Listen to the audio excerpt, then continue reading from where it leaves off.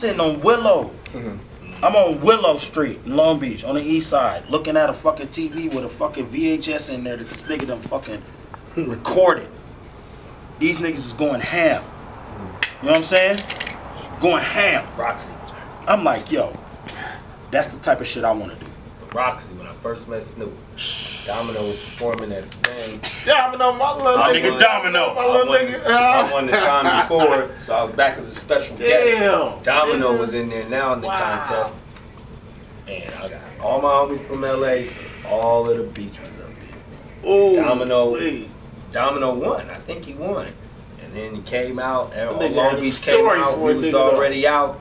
LA, Long Beach, Long Beach, Yo, that shit was so crazy to just watch. But look what they was doing. They was on the streets, going hard. You know what I'm saying? So that shit, that shit was so dope, man. Don't worry about it. You good? What up? You talk about opportunity. You know, I mean, you're sitting here with Kurupt all these years later. Yeah. You know, Kurupt, did you ever think that 10, 15 years later down the line, that, you know, you guys would be here still, like, doing it, you know, just to see, you know, what he's done with this opportunity, you know, I took that opportunity and ran with it. Yeah, you know, because a lot of people get that opportunity, get that opportunity and they don't, you know. Right, because, you know, a lot of... Because there's been a lot of You don't really see the greats. You You really don't see the greats win. Because they don't normally have the hustle.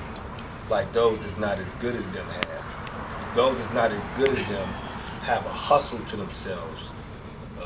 Being seen, all the rest of that. When those who know they're good, they rather just kick back. I know I'm good, so I don't have to do that. They normally kick back. Cool G, Rakim, all of those. You see, they just, you know, they don't have the same hustle to get their music there because they won't do the same thing as the other ones will do because they feel I ain't got to. Because I'm one of the greatest. They know it and they act like it. With Crooked, he had both. He had the hustle and the skill. You see what I'm saying? Which is rare. Kendrick, he got it. You see what I'm saying? Before anything, it was Crooked. And technique. Word. And perfect. Word. You see what I'm saying? Like, y'all need to really understand what he's saying right now. Badass. Yeah. Them right there, that was the golden four. He was hustling. Did that LBC crew, that was the golden four. But then after the LBC crew, all of them were still on a certain kind of hustle of their own to keep themselves relevant, to keep themselves in the game. They all had politics and they overcame the politics. That's one of the hardest things to overcome. Politics can shut you down. All the way. Crooked stayed active, stayed in the game, and it paid off. He's with him, for God's sake. Now that in itself is a second dream come true. First dream, being with the dog and all this good shit over here and all of this, normally you fizzle out after that. The second dream and all that hard work paid off, he with him. How does that happen? You see what I'm saying? Which was a whole new dream coming true. And you can see it in his demeanor. You can, even after the Death Row thing and Snoop and all of that, you can still see Crooked was going through things, trying to figure out what am I going to do, how am I going to do it. He kept at it, he kept moving, but you can still see, he's still thinking. Now when you see Crooked, you can see he's at home. He's placed, he's living. Now he is there in that zone, and it's that hard work and dedication that paid off, and also not allowing his skills to be his crutch. Oh, I'm good. I'm one of the best, so I don't have to. Instead, it was like, I'm not the best, and he had to hustle with those that's not the best, even though he knew I'm one of the best. Everybody see it. And it paid off.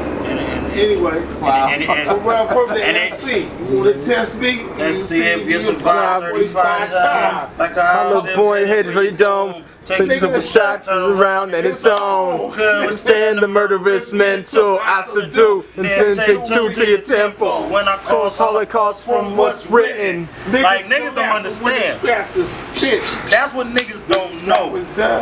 One, two, three. No, it was this man. Listen to that. It was this man who really inspired me to keep trying to become better. You know what I'm saying? Because flat out, there was a time where a motherfucker said, yo, you know how that nigga Jay said who's the best? Me, Biggie, or Nas? There was a time where Kurupt was the best. It wasn't no comparing. So it was just, yo, on the West, hands down. You feel me? I mean, y'all. So my whole thing is that was inspiration to me. Like nigga, I could probably be this nigga's best hype man he ever had. Because I know all his rhymes. Right. You know what I'm saying? That ain't shitting on whoever his hype man is, but I'm just saying I could probably be the best one ever. I couldn't be crooked. Say so many motherfucking words. I'll stop rapping and start listening. You understand me? I'm like, yeah, such and such.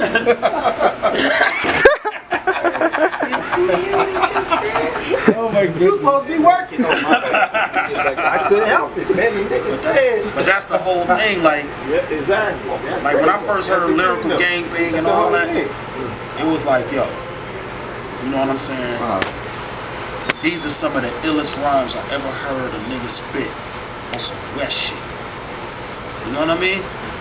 And that's what the new generation feel when they listen to a Kendrick. They listen to a Schoolboy. They think like, damn, this shit is ill. This is some of the illest shit I ever heard. Same energy. You know what I'm saying? Same exact energy. And to be able to witness them kind of greats making music and how they get down, oh, I wasn't going to be left out. I'm not going to be left out of that conversation. If I got to elbow my way into that conversation of a great West Coast lyricist, guess what I'm going to do? I'm going to elbow my way in that motherfucker. Because these motherfuckers are spitting. Niggas, I could quote lyrics from Kurupt, from Razzcast. Right now, that niggas can't fuck with in 2013 that they said in 2000. Straight up. And you know what I say? I'd rather die tonight, go to hell, and burn eternally than to ever be whack. Ever. I'm never gonna do that. That's heavy. I would rather take that fate. You'd be in the best place in heaven, ever. That's what I'm saying. Like, yo, I'd rather do that because these dudes laid the foundation so heavy and so tough that I would be a fool to want to have anything less than the props and the accolades that they get.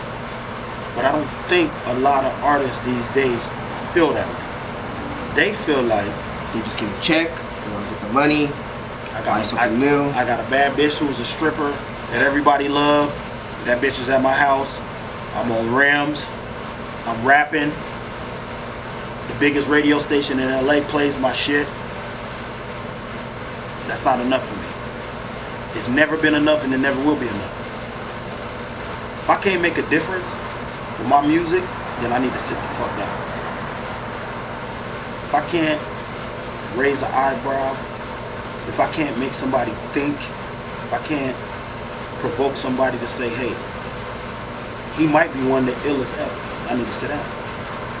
Because Press rewind on something, you know? yeah. Hear back. Did he say that? Oh, I specialize in, when you hear the song the first time, listen again. Because you might not have caught everything I said. And I want you to not catch everything I said. Because I sat up until 7 in the fucking morning thinking of this shit. You know what I'm saying? Like, this shit ain't no hustle for me. This is my motherfucking life. I ain't get into hip hop as a hustle. You know what I'm saying? This is my life. I knew that I was born to do this. I knew that. And I know that.